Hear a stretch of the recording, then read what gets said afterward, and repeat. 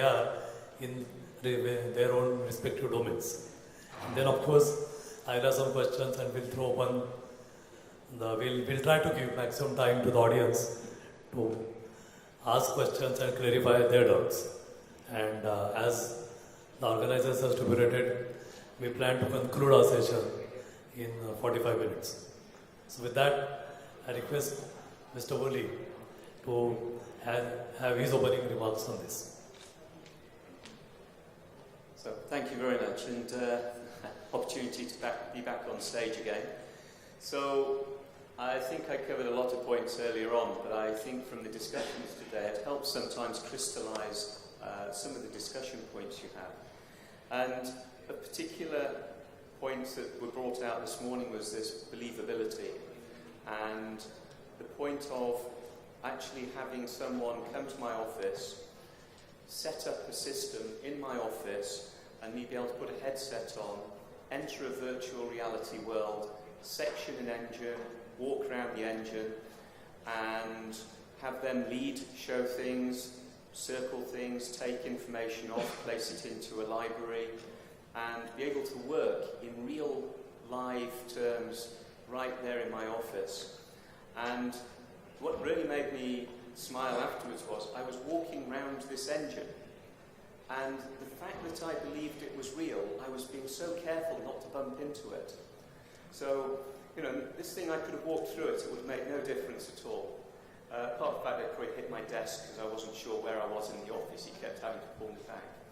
So this to me was a turning point. I was aware that we'd worked with caves, with power walls, and a lot of other technologies, but this sudden collaborative tool that I could have accessed in seconds from my office that gave me total accessibility to data, the ability to then dial in people from different offices, lead them, show them the problem, allow them to lead, changed my whole perception of VR.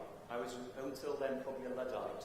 I enjoyed the fact that we were going to have real things, make things, and this moved my perception that I had reality in front of me in a way, but virtual.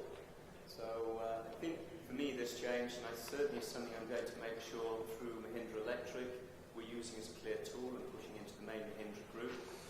And there was a second reason as well. I have a lot of young engineers. I'd probably say 60-70% of my engineers are certainly only a few years out of graduation. And the key to me was giving them something as well that they could relate to.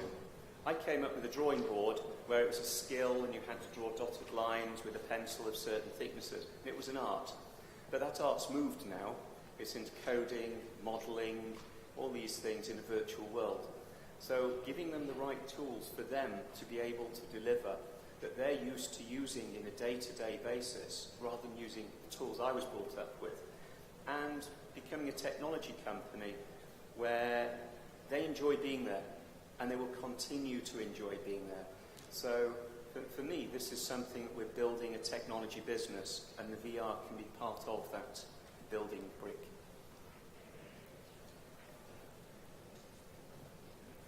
Yeah, I have one question on that.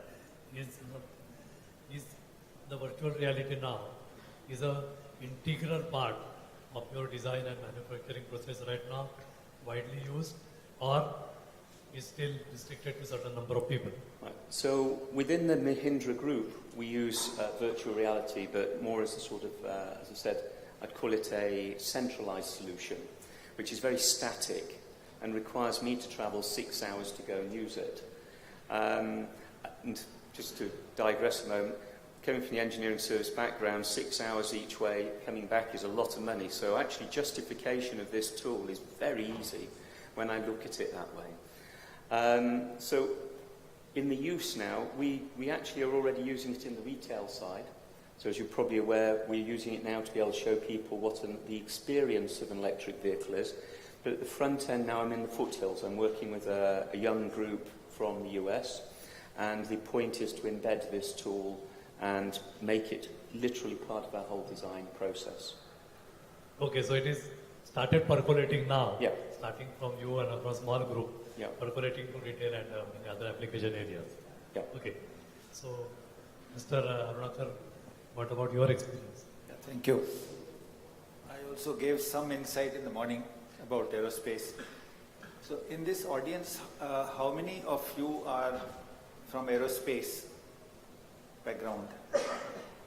Couple of them. So there was somebody from ADE, I don't know, Aeronautical Development Establishment. So there are very few people from aerospace, but then there are many here perhaps from the VR, AR, MR development groups who could provide the solutions to the aerospace industry. So in aerospace industry or in my company, where we are designing an aircraft, we have been using